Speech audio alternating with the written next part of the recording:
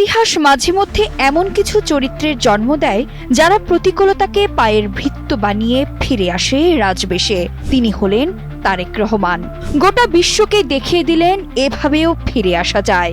জেলে নিপীড়ন, 17 বছরের নির্বাসন আর হাড় ভাঙা নির্যাতনের ক্ষত নিয়ে তিনিই আজ দেশের ভাগ্য বিধাতা।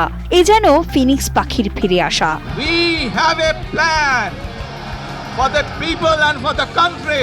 এলেন, দেখলেন এবং জয় করলেন গোটা বাংলাদেশকে। অসংখ্য বাধা বিপত্তি পেরিয়ে অবশেষে বাংলাদেশের প্রধানমন্ত্রী খালেদা জিয়া পুত্র তারেক রহমান নিলেন দেশ গড়ার শপথ। শহীদ প্রেসিডেন্ট জিয়াউর রহমান এবং আপসহীন দেশনেত্রী খালেদা জিয়ার জ্যেষ্ঠ সন্তান হিসেবে জন্ম নিলেন তারেক রহমান, যার রাজনীতির হাতেখড়ি হয়েছিল 1971 সালের রণক্ষেত্রে। 6 বছরের ছোট্ট শিশু তারেককে তার মা, ভাইসহ পাকিস্তানি হানাদার বাহিনীর হাতে হতে হয়েছিল বন্দী। তিনি ছিলেন বাংলাদেশের স্বাধীনতার জন্য কারাবন্দী হওয়া সর্বকনিষ্ঠ কারাবন্দীদের একজন। 1986 সালে স্বৈরাচার বিরোধী আন্দোলনের সময় মায়ের সাথে বারবার গৃহবন্দী হয়ে তিনি চিনেছেন গণতন্ত্রের কণ্টকাকীর্ণ পথ। শান্তির জন্য মাঝে মাঝে শক্তি প্রয়োগ করা প্রয়োজন। আসলে আমাদেরকে রুখে দাঁড়াতে হবে, যার যার অবস্থান থেকে যার যার কিছু আছে রুখে দাঁড়াতে হবে। রাজনীতিতে তারেক রহমানের অভিষেক হয় সেনাশাসক হুসাইন মোহাম্মদ এরশাদের বিরুদ্ধে দেশব্যাপী গণতন্ত্র পুনরুদ্ধার আন্দোলনের মধ্য দিয়ে। 8-এর দশকের মাঝামাঝি একটি স্থানীয় সরকার নির্বাচনে তারেক ভোটের কাজেও সংযুক্ত ছিলেন, তবে সক্রিয়ভাবে ভোটের রাজনৈতিক প্রক্রিয়ায় সংযুক্ত হন 1991 সালের জাতীয় সংসদ নির্বাচনে। সেবার তিনি তার মায়ের আসনগুলোতে নির্বাচন দেখভালের দায়িত্বে ছিলেন। তখন থেকেই তিনি দল পরিচালনায় মায়ের সহকারীর ভূমিকা পালন করেন। 2001 থেকে 2006 সাল ছিল তারেক রহমানের তৃণমূল ভিত্তিক রাজনীতির শক্তিশালী ভিত্তিকাল। এই সময়ে তিনি দেশের 64 জেলাকে 20টি সেক্টরে ভাগ করে কৃষক, শ্রমিক ও সাধারণ মানুষের সাথে সরাসরি কথা বলেন। এর ভিত্তিতে 80টি উন্নয়ন সুপারিশমালা প্রণয়ন এবং পানি সম্পদ রক্ষায় নিজ হাতে দেশের খাল, নদী, নালার মানচিত্র তৈরির এক ঐতিহাসিক ও দূরদর্শী উদ্যোগ নিয়েছিলেন তিনি। 2001 থেকে 2006 সালের মাঠ পর্যায়ের অভিজ্ঞতা এবং প্রবাস জীবনের পর্যবেক্ষণকে কাজে লাগিয়ে তারেক রহমান বিএনপিকে পুনর্গঠিত করেন।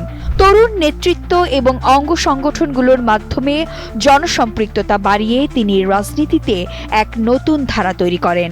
দীর্ঘ 1.5 দশকের নির্বাসিত জীবনেও তৃণমূলের সাথে এই নিবিড় সংযোগ ধরে রাখাই ছিল তার নেতৃত্বের সবচেয়ে বড় সাফল্য। যারা বলেন বিএনপি আওয়ামী লীগ এক, দয়া করে ভুলে যান, বিএনপি আওয়ামী লীগ আর নেভার বি এক। তারেক রহমানের জনপ্রিয়তা যখন বাড়ছিল তখন, অর্থাৎ 2001 থেকে 2006 সালে বিএনপি জামায়াত জোট সরকারের শাসনামলে তার বিরুদ্ধে তৎকালীন আওয়ামী লীগ এবং 1/11-এর সেনা সমর্থিত সরকারের নানা অভিযোগে অভিযুক্ত ছিলেন তিনি। এরপর 2007 সালের মার্চে ঢাকা ক্যান্টনমেন্টের মইনুল রোডের বাসা থেকে মা খালেদা জিয়া, ভাই কোকো সহ গ্রেপ্তার হন তিনি। বিএনপির মতে তার বিরুদ্ধে করা এই সব মামলাই রাজনৈতিক উদ্দেশ্য প্রণোদিত ছিল। তবে 2024-এর গণ অভ্যুত্থানের পর অন্তর্বর্তী সরকারের সময়ে বাংলাদেশের হাইকোর্ট এবং সুপ্রিম কোর্ট ওই মামলাগুলো থেকে তারেক রহমানকে মুক্তি দেয়। রিমান্ডে থাকাকালীন সময়ে আদালতের রেকর্ডে উঠে আসে তারেক রহমানের সেই লোমহর্ষক বর্ণনা, যেখানে তার মেরুদণ্ডের হাড় ভেঙে দেওয়া হয়েছিল। স্ট্রেচারে শুয়ে আদালতে হাজিরা দিয়েছিলেন তিনি। এরপর তাকে চিকিৎসার জন্য পাঠানো হয়েছিল লন্ডনে, কিন্তু সেই চিকিৎসা যাত্রা পরিণত হয়েছিল 17 বছরের দীর্ঘ নির্বাসনে। লন্ডনে থেকে এই 17 বছর ধরে ভার্চুয়ালি একটি দলকে ঐক্যবদ্ধ রাখা বিশ্ব রাজনীতির ইতিহাসে এক অলৌকিক দৃষ্টান্ত। প্রধানমন্ত্রী হওয়ার পথে তারেক রহমানের বিগত কয়েক বছরের যাত্রা ভারতীয় উপমহাদেশে তো বটেই, গোটা পৃথিবীতেই বিরল। রাজনৈতিক নির্বাসন জীবন কাটিয়ে গত 25 ডিসেম্বর যখন তিনি দেশের মাটিতে পা রাখলেন, তখন লাখো মানুষের কণ্ঠে ছিল প্রিয় নেতার জয়ধ্বনি। কিন্তু বিধাতা তার ধৈর্যের পরীক্ষা নিয়েছিলেন আরও একবার। ফেরার মাত্র 5 দিনের মাথায় মাতৃহারা হন তারেক রহমান। মা খালেদা জিয়ার প্রয়াণের সেই শোককে তিনি পরিণত করেছিলেন শক্তিতে। প্রথমবারের মতো নির্বাচনে অংশ নিয়ে ঢাকা ও বগুড়া উভয় আসনেই বিপুল ব্যবধানে বিজয়ী হয়ে প্রমাণ করেছেন জনগণের হৃদয়ে তার আসন কতটা মজবুত।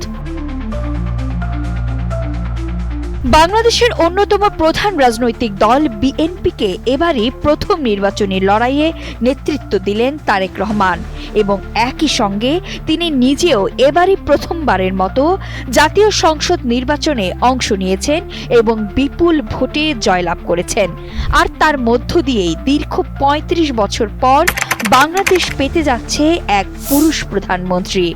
দেশের নবম পুরুষ প্রধানমন্ত্রী হিসেবে শপথ নিয়েছেন ধ্বংসস্তূপ থেকে জেগে ওঠা এক ফিনিক্স পাখি তারেক রহমান।